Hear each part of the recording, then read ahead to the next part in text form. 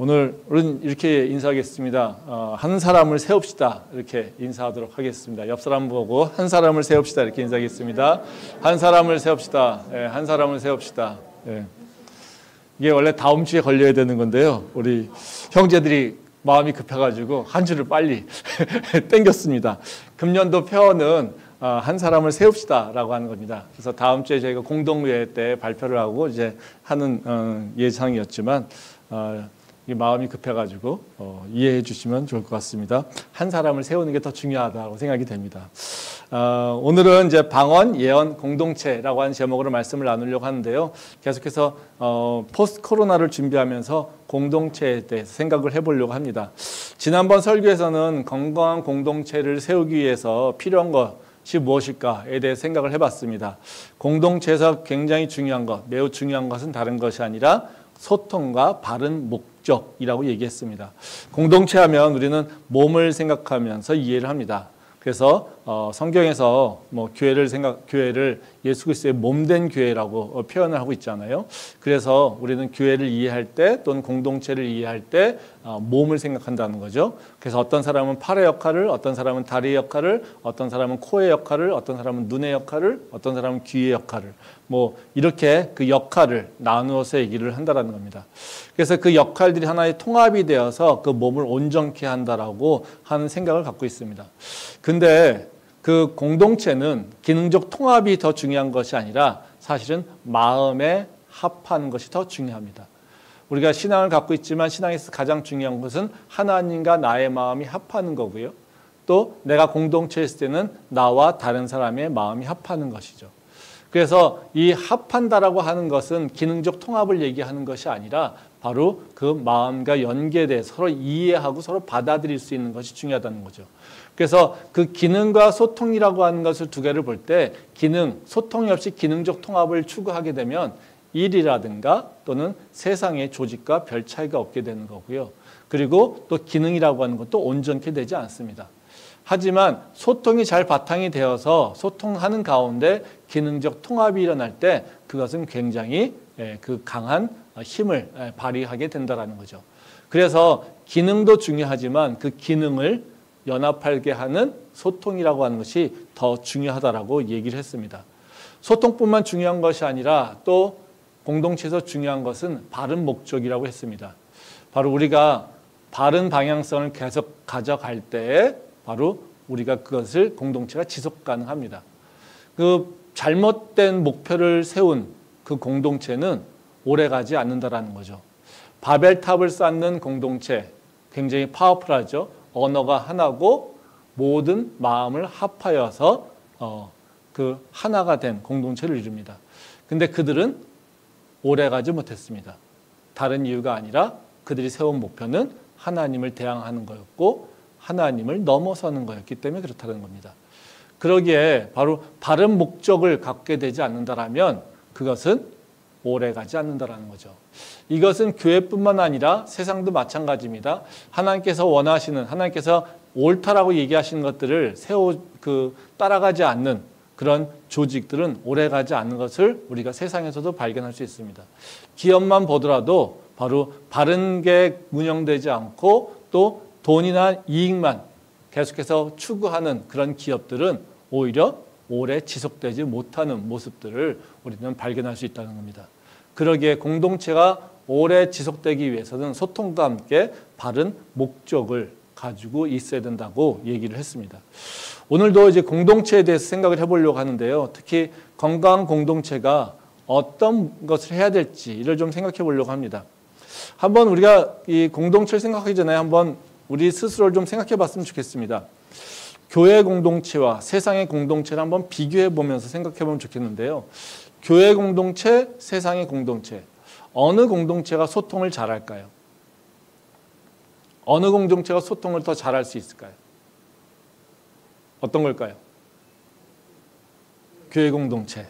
많은 분들이 교회 공동체가 세상의 공동체보다 소통도 잘 되고 마음의 연합도 잘 될 거라고 생각을 합니다.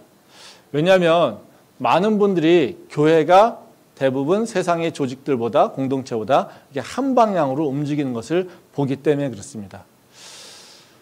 그런데 실상은 우리가 좀 자세히 보게 되면요. 교회 공동체가 세상의 공동체보다 소통하는 것이 더 쉽지가 않습니다. 우리가 한 방향으로 움직인다라고 하는 것은 소통의 결과라고 보기는 딱 말할 수 없습니다. 왜냐하면 한 방향성으로 움직이는 것은 소통의 결과일 수 있지만 사실은 지배력의 표현이기도 합니다.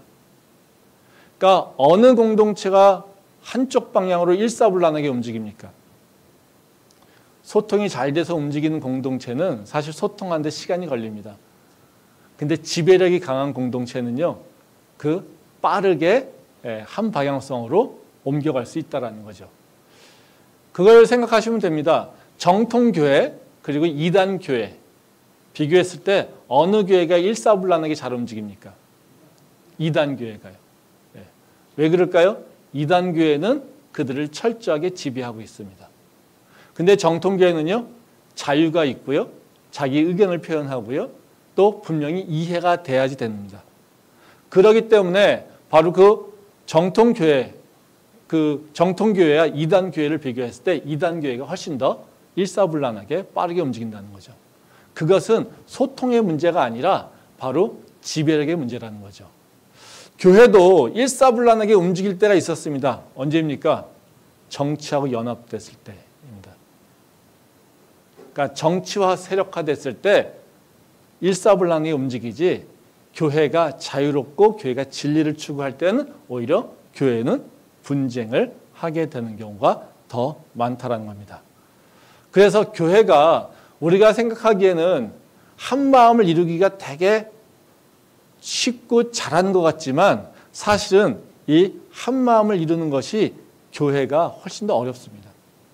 그것은 교회라고 하는 그 공동체의 특성이 가지고 있는 바로 그 기초가 다르기 때문에 그런데요. 이 교회는 뭔가 힘이라든가 권력에 의해서 움직이는 것이 아니라 믿음에 의해서 움직입니다. 특히 하나님과 개인 간의 믿음에 기초한 상태에서 움직이게 됩니다. 믿음의 공동체라고 하는 것은요, 어찌 보면 가장 중요한 가치는 하나님과 나 개인 간의 관계에 의해서 결정된다는 거죠. 그래서 교회에서 가장 중요하게 여기는 게 뭡니까? 나와 하나님의 관계예요. 이게 1번입니다. 이게 틀린 건 아닙니다.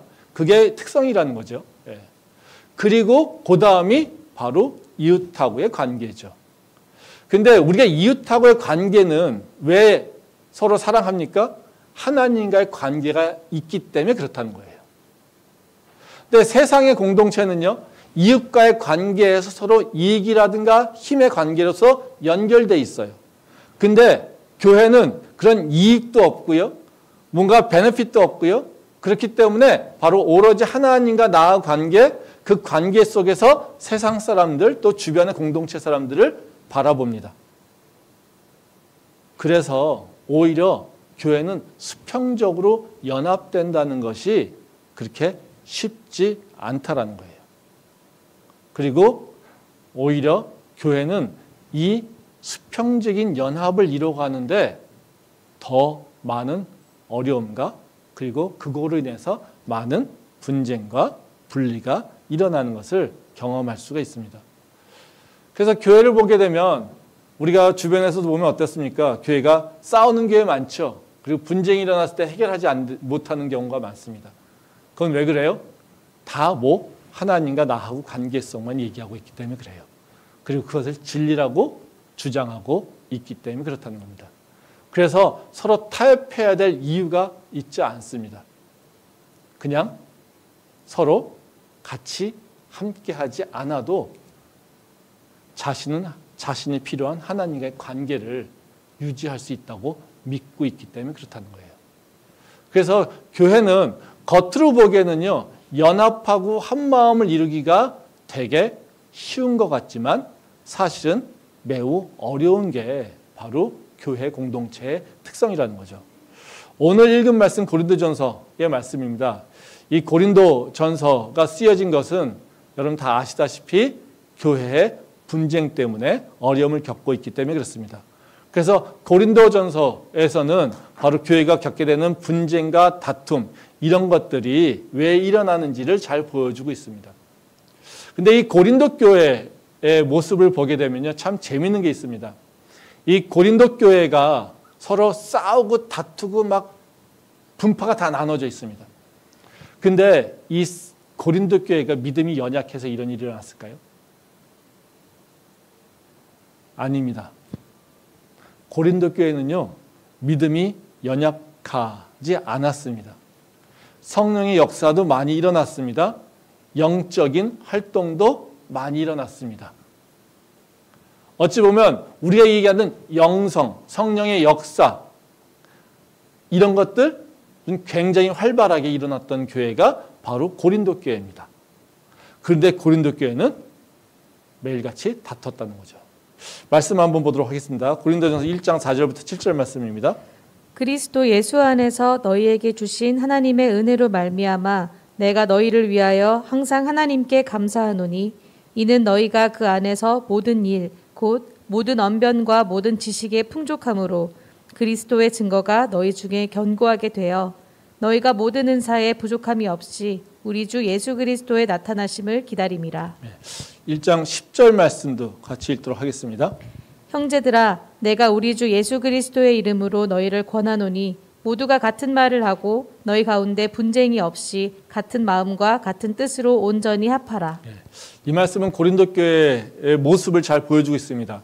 이 사도 바울은 고린도 교회에 모든 언변과 지식이 풍부하고 은사가 부족함이 없다라고, 그래서 너희 하나님께 감사한다라고 얘기를 하고 있어요.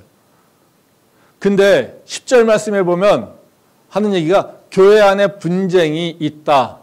그래서 너희가 마음과 뜻을 합하라고 권면하고 있다는 거죠. 그래서 4절부터 7절까지 말씀에서 보면 고린도 교회가 가지고 있는 그 자산들이 나옵니다. 즉 영적인 큰 축복을 누리고 있다라고 하는 것, 하나님의 은혜와 성령의 역사하심을 지금 경험하고 있다라고 하는 것이 4절부터 7절에 나옵니다. 근데 그 교회가 갖고 있는 문제는 뭐냐면요, 바로 분쟁으로 서로 싸우고 다투고 있다라고 하는 것을 얘기하고 있다는 거죠. 한번 생각해 보십시오. 우리가 생각하기에 교회가 영적인 체험을 많이 하고 믿음이 좋아요. 그러면 어때야 됩니까? 다툼과 분쟁과 싸움이 있어야 될까요? 우리가 기대하는 건요, 영적 체험이 많고 은혜가 많은 교회는요, 이렇게 다 화합되고 다 한마음 되고 연합되는 걸로 생각이 돼요. 근데 고린도 교회는 그런 모습이 아니라 오히려 다투고 싸우고 했었다라는 거죠. 성령의 역사하심이 안 일어나서 다툼이나 분쟁이 일어나는 게 아니고, 하나님을 그들이 알지 못해서 하나님의 말씀을 깨닫지 않으려고 해서 그들이 싸우고 분파를 이루고 하는 것이 아니라는 거예요. 오히려 체험이나 영적인 그 활동들, 복음을 알고 있다라고 하는 그 지식들이 고린도 교회에서는 분쟁의 시작이, 그 씨앗이 됐었다는 거죠. 그래서 오늘은 우리가 영적인 성숙함이라고 하는 것, 이것을 공동체적 관점에서 좀 살펴보려고 합니다. 믿음이 좋고 성령 체험을 하고 그리고 복음에 대한 지식도 많아지는 상태, 이것들을 우리는 그러면 다 영적인 성숙함이 있다라고 생각이 되는데요. 근데 실상은 영적 성숙함과 성령의 체험, 영적 체험과는 서로 관계성이 없을 수 있다는 거예요. 그래서 공동체적 관점에서 바로 영적 성숙함이 어떤 것인가에 대해서 좀 생각을 해보려고 합니다. 오늘 읽은 말씀, 그 고린도전서 14장 말씀은 사도 바울이 이제 은사 중에 방언과 예언에 대해서 얘기를 하고 있습니다. 이 말씀은 되게 유명한 말씀인데요, 오해되는 경우가 참 많습니다. 왜냐하면 사도 바울이 여기서 얘기하거든요. 방언보다 예언을 사모하라고. 그래서 방언이 무시되고 예언이 중요시 여기는. 그래서 방언을 주장하지 않고 방언을 인정하지 않으려고 하는 많은 그 사람들이 선택해서 얘기하는 게 바로 이 말씀입니다. 우리가 방언과 은사를 예언을 좀 이해할 필요가 있는데요. 방언은 기도하는 거죠. 예. 그러니까 방언은 다른 것이 아니라 외국어적 방언입니다. 그러니까 우리가 기도할 때 내 모국어 모든 사람들이 이해할 수 있는 것이 아니라 우리가 이해하지 못하는 외국어로 우리가 기도를 하게 된다라는 거죠. 그러니까 그것이 성령께서 내 입을 주장하여 주셔서 바로 내가 얘기하는 것이 아니라 나도 모르는 언어로 얘기를 하게 되는 것. 그거는 뭐예요? 사람이 아니라 성령께서 하시는 거죠. 그러니까 그걸 성령의 역사로 우리가 이해를 하게 된다는 거예요. 그게 방언이죠. 근데 예언은 뭡니까? 예언하게 되면 우리는 많은 경우에 predict, 미래의 것을 얘기하는 걸로 생각이 됩니다. 근데 성경에서 나오는 예언은 그렇지 않습니다. 성경에서 나오는 예언이라고 하는 것은 예측인을 얘기하는 것이 아니라 바로 성경에서 나오는 예언은 바로 하나님의 뜻을 드러내는 거예요. 하나님의 그 말씀을 계시하는 것을 얘기하고 있는 거예요. 그래서 예언에는 바로 미래 것에 대해서도 얘기를 하고 있지만 사실은 하나님의 말씀을 대언하는 것 이렇게 생각하시면 됩니다. 그래서 우리가 생각하기에 예언하면 가장 그냥 쉽게 얘기하면 이 설교의 그 포맷을 생각하시면 됩니다. 뭐 제가 이 말씀에서 제가 하나님께 계시받아서 한 건 아니지만 저도 기도하면서 하나님께 간구하면서 말씀을 연구하고 그래서 이 설교문을 작성하고 여러분한테 말씀을 드리는 거잖아요.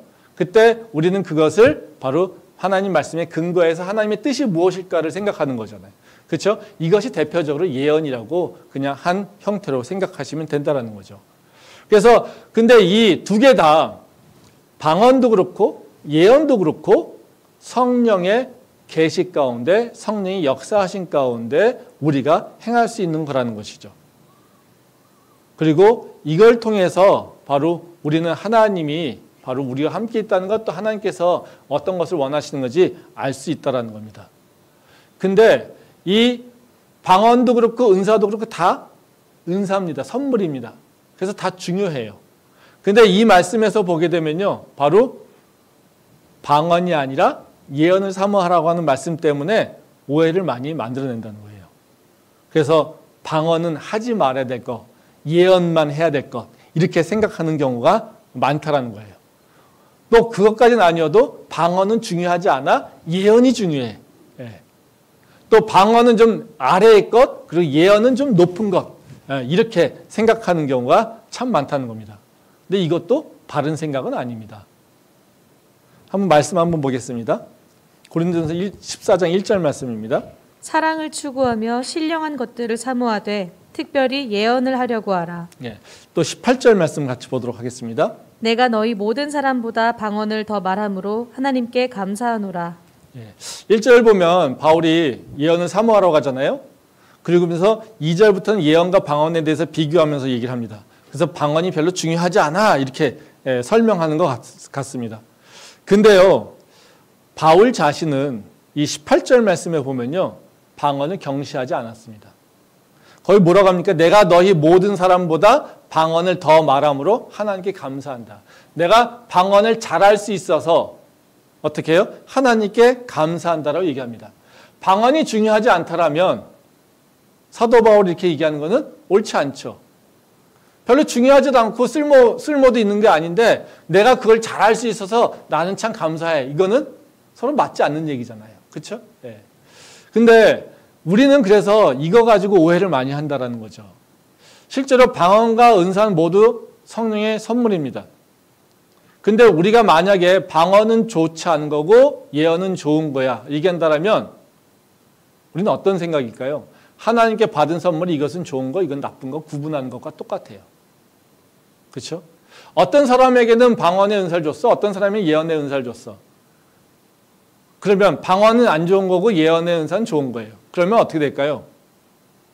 방언의 은사 받은 사람은 사랑을 덜 받는 사람이고 예언의 은사를 받은 사람은 사랑을 많이 받는 사람으로 해석할 수밖에 없는 거죠. 하나님이 그러실까요?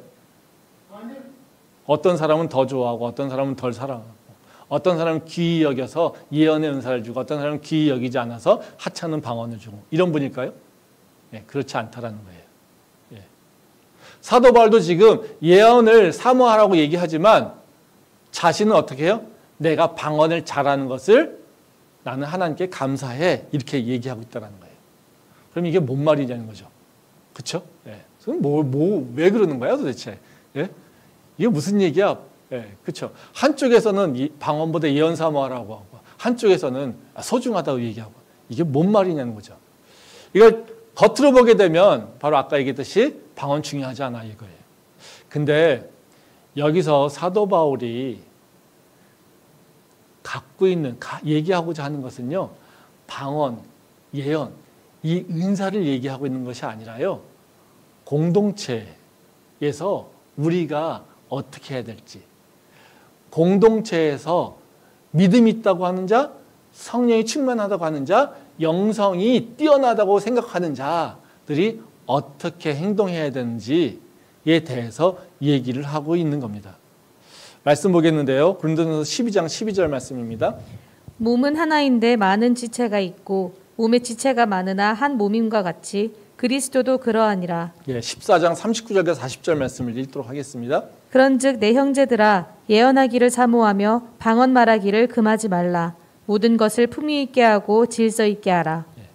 이 고린도전서 12장부터는 몸과 지체에 대한 얘기를 하고 있습니다. 거기에도 은사가 나오지만요. 몸은 공동체를 말하고 있고요. 지체는 공동체 내에서의 그 역할을 하는 바로 구성원들을 얘기하고 있는 거죠. 그리고 14장 마지막에서는 얘기하는 게 뭐냐면요. 사도 바울이 중요하게 얘기하는 건 질서 있게 행하라. 이렇게 얘기를 하고 있어요. 즉 은사를 가진 걸 가지고 은사를 질서 있게 합당하게 행사하라고 얘기하고 있다는 거예요. 그래서 고린도전서 12장 말씀부터는 어떤 얘기가 주제냐면요. 공동체성입니다. 공동체 안에서 각각의 다른 사람들이 있어. 근데 우리가 공동체 안에서 다른 사람들이 존재할 때, 다른 특성을 갖고 있을 때 우리가 믿음이 있다라면, 우리가 영성이 있다라면, 우리가 하나님을 온전히 알고 있다라면 우리는 어떻게 행동해야 될까? 이거에 대한 얘기를 설명하고 있는 게 그렇다는 거예요.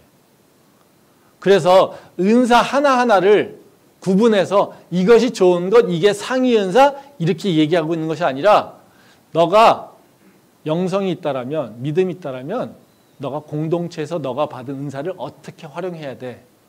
라고 하는 것을 얘기하고 있다는 거죠.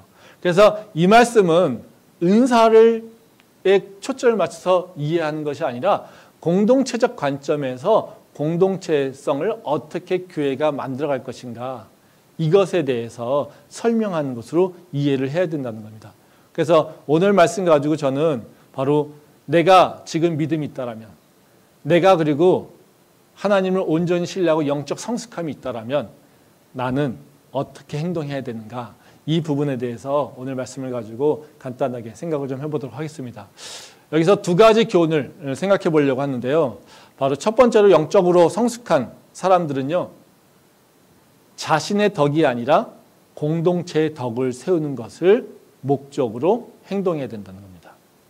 나를 위한 것이 아니라 공동체를 위한 일들을 감당해야 된다는 거죠. 말씀 보도록 하겠습니다. 고린도전서 14장 1절부터 4절 말씀입니다. 사랑을 추구하며 신령한 것들을 사모하되 특별히 예언을 하려고 하라. 방언을 말하는 자는 사람에게 하지 아니하고 하나님께 하나니 이는 알아듣는 자가 없고 영으로 비밀을 말함이라. 그러나 예언하는 자는 사람에게 말하여 덕을 세우며 권면하며 위로하는 것이요 방언을 말하는 자는 자기의 덕을 세우고 예언하는 자는 교회의 덕을 세우나니. 이 말씀은 사도 바울이 왜 방언이 아니라 예언을 사모하라고 하는지를 잘 설명해 주고 있는 말씀입니다.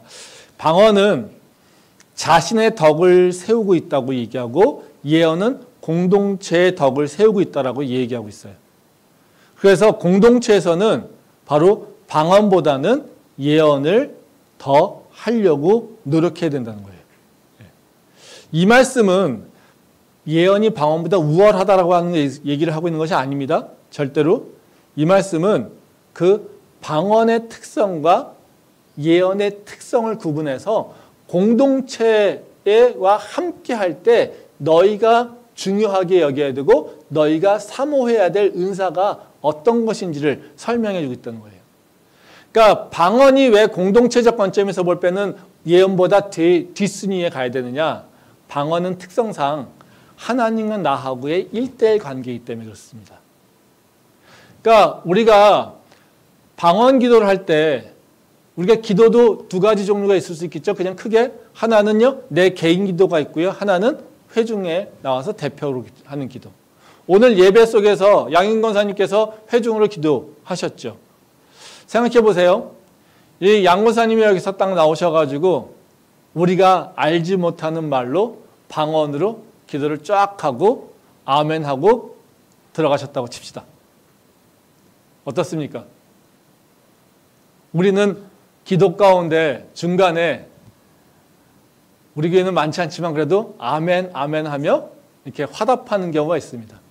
그런 화답이 나올 수 있을까요? 나올 수 없죠. 이 회중 기도라고 하는 것, 이것은요 혼자 하는 기도가 아니라 회중이 하는 기도죠. 함께 하는 기도입니다. 그래서 대표자가 기도를 하게 되면 그 듣는 사람들이 그 마음에 합당하고 나도 같이 소원하면 아멘으로 화답하는 게 바로 이 회중의 기도 특성이죠. 근데 방언 기도는요 어때요? 나와 하나님과의 관계 속이에요. 그래서 우리 교회도요 기도를 할 때 바로 회중 기도할 땐 방언 기도하는 사람 없죠. 그렇지만 금요 기도할 경우에는 우리가 개인 기도 시간을 줍니다. 그럼 그때는 어떻게 해요? 자유롭게 방언 기도합니다. 그때는 뭐요? 하나님과 나하고의 1:1 관계이기 때문에 그래요.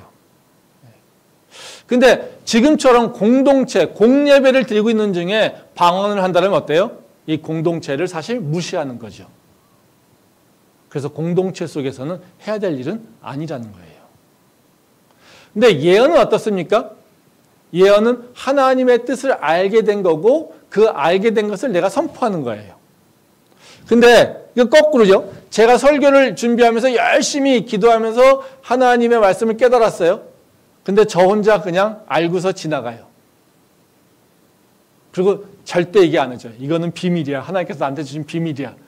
이렇게 얘기하면서 이건 정말 귀한 지식이야. 이러면서 여러분들한테 설명하지 않습니다. 그럼 저는 어떤 놈일까요? 아주 나쁜 놈이죠. 왜요? 나누라고 주신 지식인데, 나누라고 주신 깨달음인데 그걸 나누질 않고 계속해서 나 혼자만 갖고 있으려고 하면 저는 도둑질하는 것과 똑같은 모습이라는 거예요. 그러니까 예언은 어떻게 해야 돼요? 적극적으로 나눠야 되는 거예요. 그러면 예언의 그 수혜자는 누굴까요? 나가 아니라 얘기 듣는 사람들이에요. 그래서 저도 설교 준비하면서 말씀이 안 풀리면요, 그렇게 기도합니다. 솔직하게. 하나님 저를 보지 마시고요. 우리 캠퍼스의 성도들을 보시고 저한테 말씀을 주세요. 하나님 저한테 주시는 말씀이 아니라요. 우리 캠퍼스의 성도들이 들어야 될 말씀이 뭡니까? 제가 그렇게 기도합니다. 그래서 제가 여러분들을 핑계대고 우리 성도분들을 핑계 삼아서 하나님 나한테 말씀 주셔야 돼요. 제가 설교문을 작성할 수 있게 해주셔야 돼요. 이렇게 얘기한다는 거죠. 왜? 제가 받게 되는 예언이라고 하는 그 은사는 그 수혜자가 누구냐면요. 성도들이에요. 공동체예요. 그러면 어때요? 방언이라고 하는 것은 누가 은혜를 받습니까? 방언하는 자가 은혜를 받아요. 예언이라고 하는 것은 누가 은혜를 받습니까? 듣는 자가, 공동체가 받아요. 그러면 당연히 공동체적으로 볼 때는 어떤 게 더 우선시돼야 될까요? 방언이 아니라 예언이라는 거죠. 그래서 사도 바울이 지금 얘기하고 있는 것은 다른 것이 아니라 바로 공동체성을 바라볼 때 너희가 공동체를 세우는 것에 너가 열심을 해야 돼. 너가 방언이 아니라 예언을 사모해야 된다는 것은 너가 너 혼자 은혜 받기 위해서 열심히 기도하는 것이 아니라 너가 해야 될 일은 공동체를 더 세우기 위해서 너는 예언을 사모할 수 있어야 돼. 이거예요. 한번 생각해 보세요. 우리가 교회에 나올 때 우리는 내가 은혜 받기를 원해요? 아니면 우리 공동체가 더 은혜 받기를 원합니까? 어떤 게 더 맞을까요? 공동체. 그럼 참 좋은 거예요. 사실은 어떻게 해요? 우리는 내가 은혜 받기를 원해요. 이게 틀린 건 아닙니다. 근데 우리가 영적 성숙함으로 나가려면 나보다도 공동체가 은혜 받을 수 있는 방법을 찾아야 돼요. 그래서 이 예배를 위해서 기도할 때 예배 오셔서 다 기도하시지 않습니까? 그렇죠? 딱 우리 이렇게 오면은 저도 마찬가지로 다 기도하잖아요. 그럼 뭐라고 기도하십니까? 하나님, 예배 오게 해주셔서 감사합니다. 오늘도 이 예배 가운데 저에게 찾아오셔서 만나주시고 은혜를 베풀어 주시고 축복을 베풀어 주세요. 이렇게 기도하잖아요. 여기서 끝나면 어때요? 아, 이거 문제 있는 거예요. 이 방언을 사모하는 자들의 모습인 거예요. 근데 거기서 끝나지 않고 하나님, 오늘 예배 가운데 우리 공동체에 은혜를 베풀어 주세요. 아, 우리 세런 중에 누가 있는데요. 아, 그 친구가 오늘 올 텐데요. 오늘 말씀 가운데, 찬양 가운데 그 자에게 은혜를 베풀어 주세요. 하나님, 누가 어떤 어려움이 있는데요. 오늘 이 예배 가운데 그가 하나님의 은혜를 체험할 수 있게 해주세요. 아픈 자가 낫게 해주세요. 이 예배 가운데 이렇게 처음에 기도하는 자. 이건 뭐예요? 공동체적 관점에서 예배를 드리고 있는 거예요. 지금 사도 바울이 얘기하고 있는 것은 바로 방언보다 예언을 사모하라는 얘기는 너의 기도가 나 은혜 받게 해주세요를 넘어서 우리 공동체가 은혜 받게 해주세요 라고 하는 기도를 하라고 하는 것과 동일하다라는 거예요. 이게 바로 방언과 예언을 구별하는 그 이그제플로 설명하고 있다는 겁니다.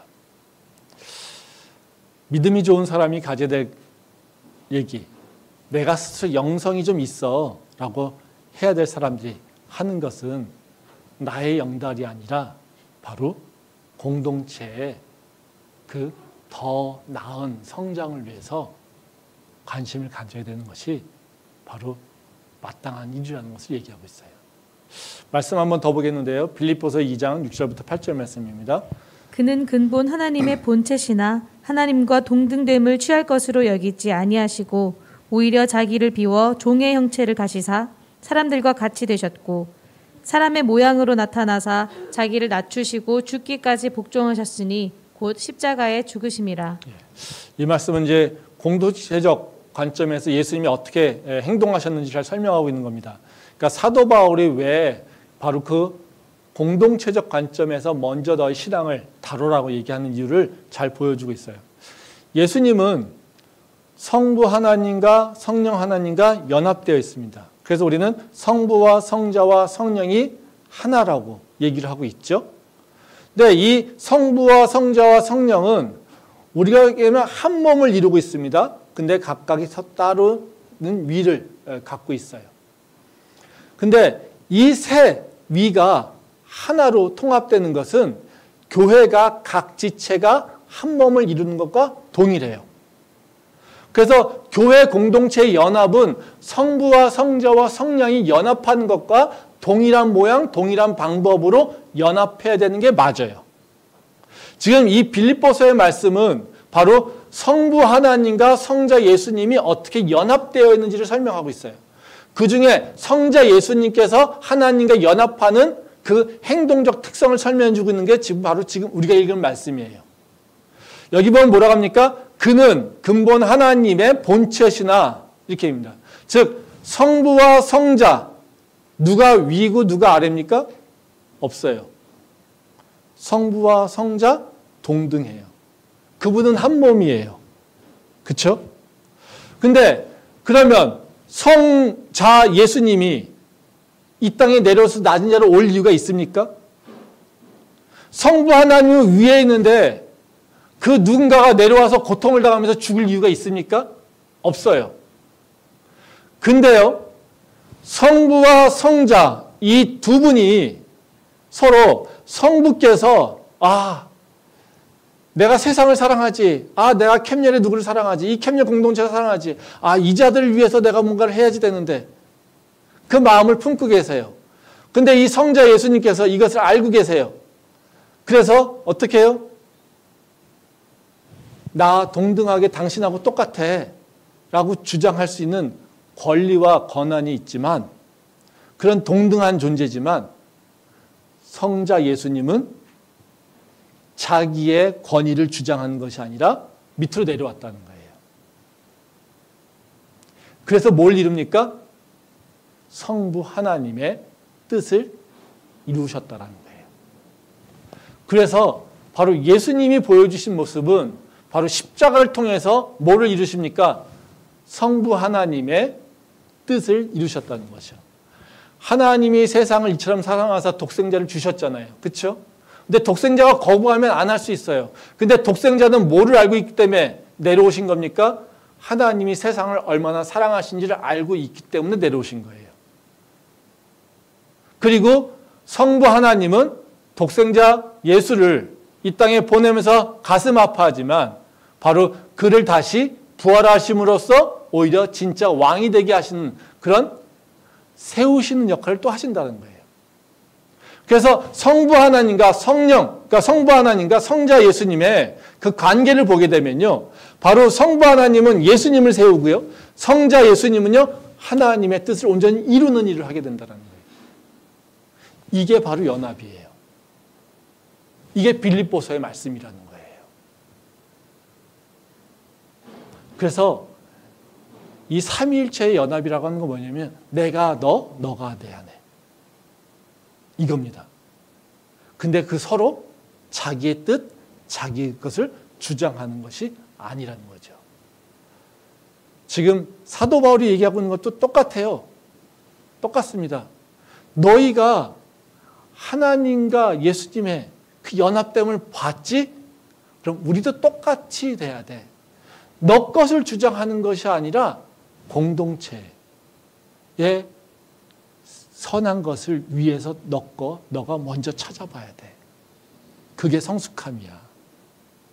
이것을 얘기하고 있다는 거예요. 내가 믿음이 연약해 라고 하면 내 것을 구해도 돼요. 나 아직 하나님을 잘 몰라. 그러면 교회에 대해서 기도하지 않아도 돼요. 하나님, 내가요, 교회 사랑할 수 있는 마음을 나한테 주세요. 하나님, 내가 교회를 사랑할 수 있는 그런 믿음도 허락해 주세요. 그런 믿음이 없다면 그런 믿음 구하는 거 맞아요. 근데요, 오늘 말씀은요, 내가 믿음이 있어. 내가 그래도 영적 체험이 있어. 그렇게 내가 자신하고 있다라면, 내가 교회를 사랑해. 내가 예수님 사랑해. 내가 하나님 사랑해. 라고 하는 그 믿음의 고백이 분명하다라고 내가 얘기하고 고백하고 있다라면, 그런 사람들의 믿음은 어떻게 돼야 되냐면 바로 내가 더 깊이 하나님을 만나고 싶습니다라고 하는 것이 아니라 하나님, 내가 속한 공동체가 더 주님과 가까워지기를 원해요. 내가 속한 공동체에 이 자가 더 하나님과 가까워지기를 원해요. 이것을 기도할 수 있는 자가 영적 성숙함이 있는 자라는 거예요. 이 기도할 마음이 없다라면 하나님한테 그렇게 기도해야 돼요. 하나님, 나는 아직까지요 어려요. 그러니까 성숙할 수 있도록 도와주세요. 이 기도를 해야 된다는 거예요. 그게 바로 오늘 이 사도 바울이 하고 있는 얘기라는 거죠. 저는 우리 교회가 바로 이런 영적 성숙함에 도달할 수 있기를 원합니다. 나의 것이 아니라 바로 하나님을 위해, 그리고 하나님이 세운 공동체를 위해 뭔가를 우선적으로 사모할 수 있는 마음, 그 마음이 우리 안에 있기를 소망합니다.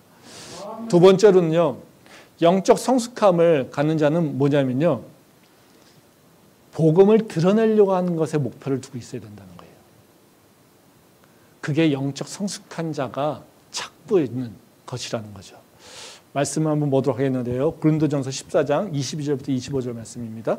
그러므로 방언은 믿는 자들을 위하지 아니하고 믿지 아니하는 자들을 위하는 표적이나 예언은 믿지 아니하는 자들을 위하지 않고 믿는 자들을 위함이니라. 그러므로 온 교회가 함께 모여 다 방언으로 말하면 알지 못하는 자들이나 믿지 아니하는 자들이 들어와서 너희를 미쳤다 하지 아니하겠느냐.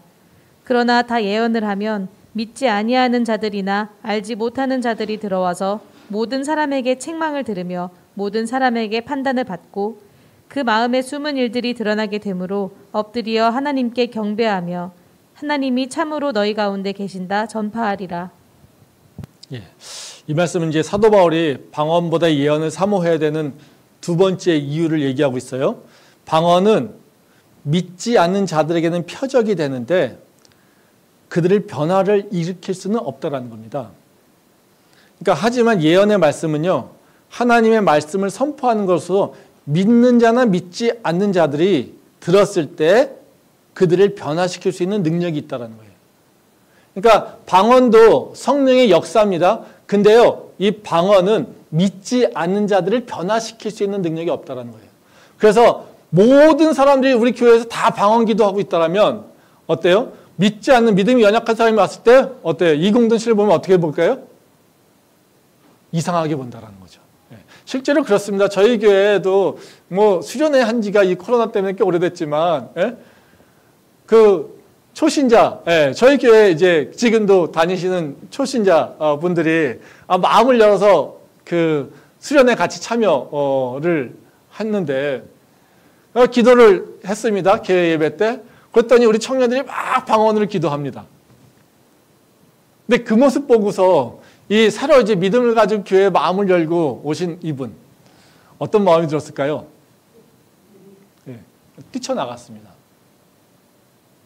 뛰쳐나갔습니다. 왜요? 이해 안 되는 거죠. 미치광이 집단인 거죠. 지금 얘기하고 있는 게 바로 그 얘기예요.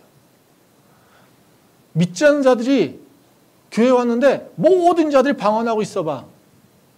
그래, 얘들이 뭔가 이상해. 근데 그게 그들을 변화시켜? 아니요. 그들은 너희들을 미쳤다고 얘기할 거야.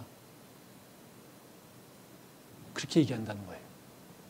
즉, 방언은 우리한테 유익이 됩니다. 근데요, 믿지 않는 자들을 변화시킬 수는 없다는 거예요. 왜? 나만 알아들으니까. 나만 표적으로 삼고 있으니까. 이거예요.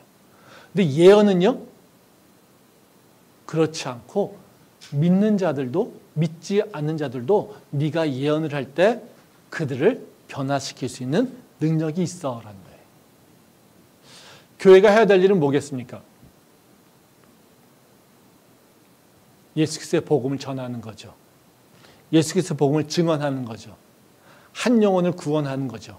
그것이 바로 우리가 해야 될 일이죠.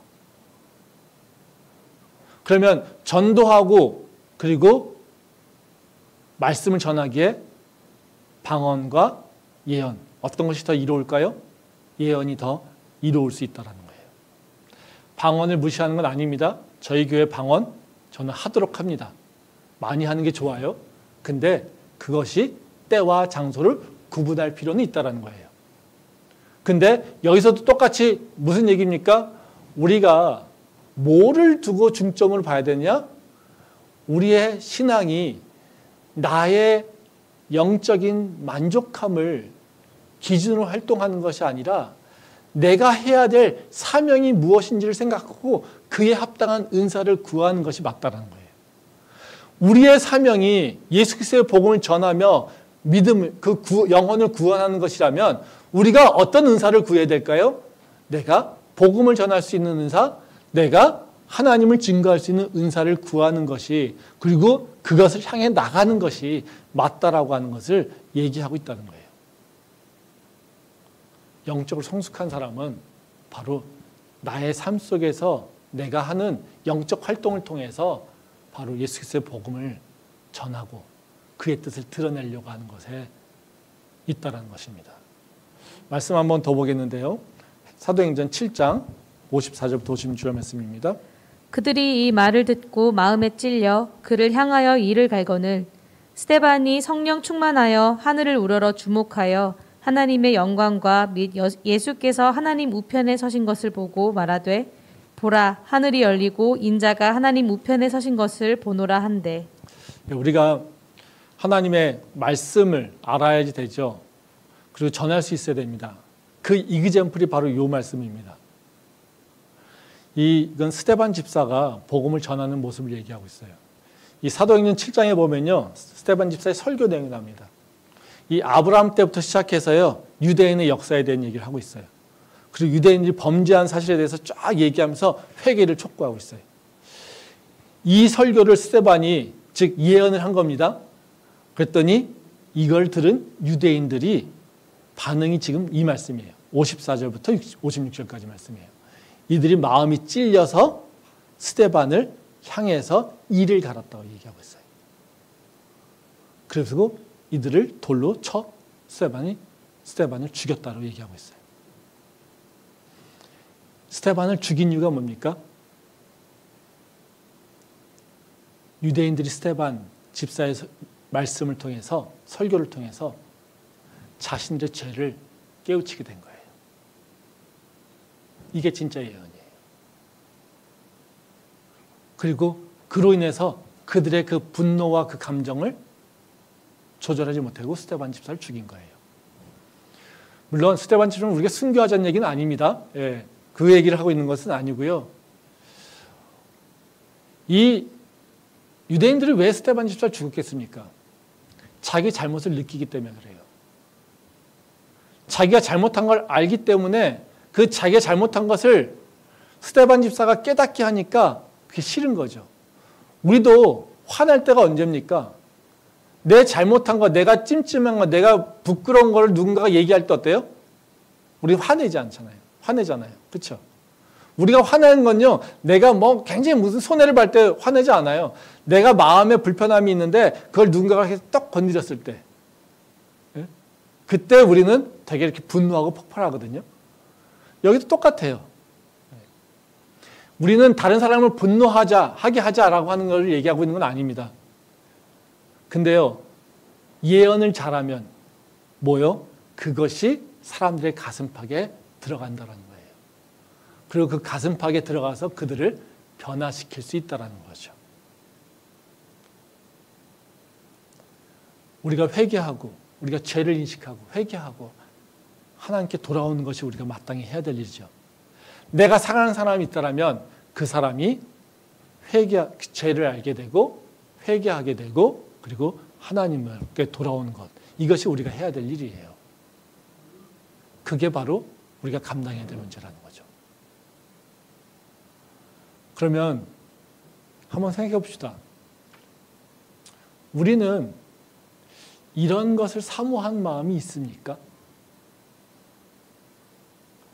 내가 말을 통해서 누군가에게 죄를 스스로 인식하게 하고 그 죄에 대한 마음 때문에 죄의 문제를 어떻게 해결해야 될까라고 하는 생각을 갖게 하고, 그래서 예수 그리스도를 찾게끔 길을 인도하려고 하는 마음이 있습니까? 우리 그것만이 아니라 우리가 성경을 보는, 성경 공부를 하는 우리의 마음 자세도 한번 생각해 봅시다. 우리가 성경 공부합니다. 무엇을 위해서 합니까? 그 성경 공부를 하는 목적이 무엇입니까? 성경을 알아야 되는 그 이유가 뭡니까? 하나님과 가깝게 하기 위해서. 제가 설교를 준비할 때마다 저는요, 그런 마음을 갖고 있습니다. 뭐 저희 성도들 가운데 제 설교에 불편하게 느끼시는 분들도 알고 있습니다. 아, 목사님이 좋은 얘기하고 축복의 얘기를 좀 해야 되는데 그런 얘기 하지 않고 오히려 자꾸 죄에 대한 얘기하고 찔리게 한다는 것. 근데 저는 기도할 때, 설교 준비하면서 기도할 때, 그리고 제가 찾고 있는 것은 사실 우리가 나도 모르게 저지르고 있는 죄에 대한 것을 생각합니다. 제가 항상 설교를 준비하려고 하면서 저한테도 마찬가지고 그 설교를 준비하면서 가장 마음이 아프고 가장 찔림이 있고, 그래서 때로는 선포하지 못하고 지나가는 말씀도 있습니다.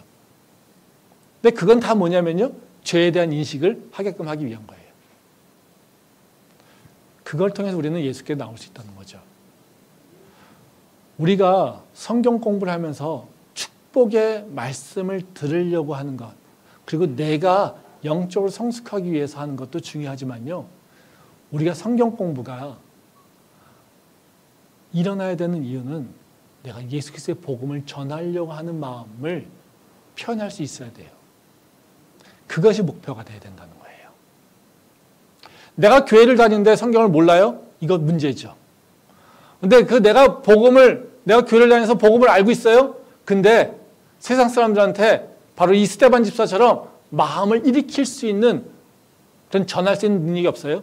그거는 복음을 모르는 것과 동일해요. 제가 이런 비판 여러 번 했었던 것 같습니다. 요새 교회가 복음에 대한 것을 굉장히 중요하게 여깁니다. 근데 복음을요, 도식화, 공식화해서 가르쳐요. 너가 죄가 있어? 너 저희 문제를 어떻게 해결하지? 예수 그리스도를 믿으면 돼? 믿는 게 뭐야? 마음으로 믿고 입으로 고백하면 돼? 그래, 우리 영적 기도하자. 나 이제는 예수님을 믿어요. 예수님을 나의 구주로 삼아요. 예수님을 나의 왕으로 삼아요. 기도했어요. 우리는 뭐요? 할렐루야, 난 구원받았어요. 1 더하기 1은 2, 1 곱하기 1은 1, 이런 공식하고 똑같아요. 이걸 알고 있으면요, 나는 복음 알고 있다고 생각해요.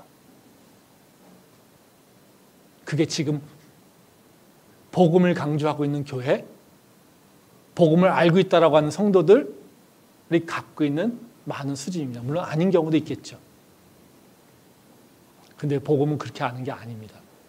복음은 절대 주술적인 무슨 주문도 아니고요. 무슨 입으로 그냥 한번 외쳤다고 구원받는 것도 아니고요. 복음은 공식처럼 외워가지고 딱 공식화돼서 걷다 맞추는 것도 아닙니다. 복음은요, 나의 가슴팍을 울리는 거고요. 나 가슴팍을 찌르는 거고요. 내 이 아픈 가슴, 죄 때문에 아픈 가슴을 어떻게 해결할 수 있을까라고 하는 고민을 만들어내는 거고요. 그리고 그 고민에 따라서 예수 그리스도를 찾게 되면서 기쁨을 누리게 되는 겁니다. 예수 그리스도를 만나는데, 교회를 다니는데 왜 기쁨이 없을까요? 죄에 대한 무거움을 느끼지 못할 때 예수를 만나도 기쁨이 없습니다. 죄에 대한 그 무서움을 내가 깨닫지 못할 때 우리는 구원의 기쁨을 느낄 수가 없어요. 예수를 왜 관심이 없을까요? 죄에 대한 인식이 없기 때문에 관심이 없어요. 내가 죄인이라고 하는 생각이 없기 때문에 예수가 필요가 없어요. 내가 연약한 자고 힘없는 자라고 라는 인식이 없으면 우리는 예수님을 만날 이유가 없어요.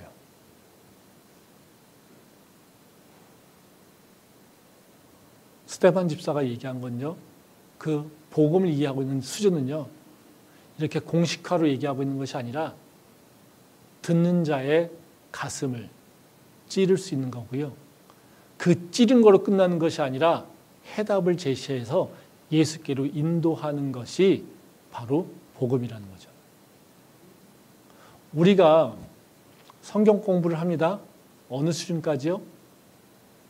내가 사랑하는 사람들에게 복음을 전할 수 있는 정도까지 돼야 돼요. 그것이 공식화해서 ABCD로 가르치는 것이 아니라 바로 그들의 가슴을 울릴 수 있는 마음을, 그리고 그들의 마음을 오히려 마음의 짐을 해결할 수 있는 십자가의 그 구원의 기쁨을 나눌 수 있는 데까지 우리가 성장해야 된다는 거예요. 그게 우리의 모습이어야 된다는 거죠. 내가 영적 성숙함이 있어요? 그러면 바로 이렇게 복음을 전할 수 있는 단계로 성장해야 됩니다. 전 2022년도 우리의 표어가요, 한 사람을 세웁시다입니다. 한 사람을 어떻게 세울 수 있겠습니까? 바로 지금 오늘의 이 마음이에요. 나를 위해서 이기적인 모습의 크리스찬이 아니라, 나를 필요로 하는 영적 은사가 아니라 내 옆에 한 사람을 위해서 기도할 수 있는 것. 내 옆에 한 사람이 예수 그리스도를 통해서 기쁨을 얻고 구원을 얻을 수 있도록, 그리고 그들의 변화를 이끌어낼 수 있도록 내가 그들에게 복음을 전할 수 있는 바로 지식과 지혜가 있어야 되는 단계. 여기까지가 우리가 가져야 될 모습이라는 거죠. 저는 2022년도가 우리 교회가 바로 이 모습으로 성장할 수 있기를 원합니다. 그래서 공동체를 세울 뿐만 아니라 한 사람 한 사람을 세워서 바로 하나님께서 기뻐하시는 바로 그 영혼들이 다시 돌아올 수 있도록 그 일에 우리가 힘을 다하는 하나님의 거룩한 공동체, 그리고 예수 그리스도의 제자된 공동체가 우리 교회가 될 수 있기를 소망합니다. 기도하겠습니다.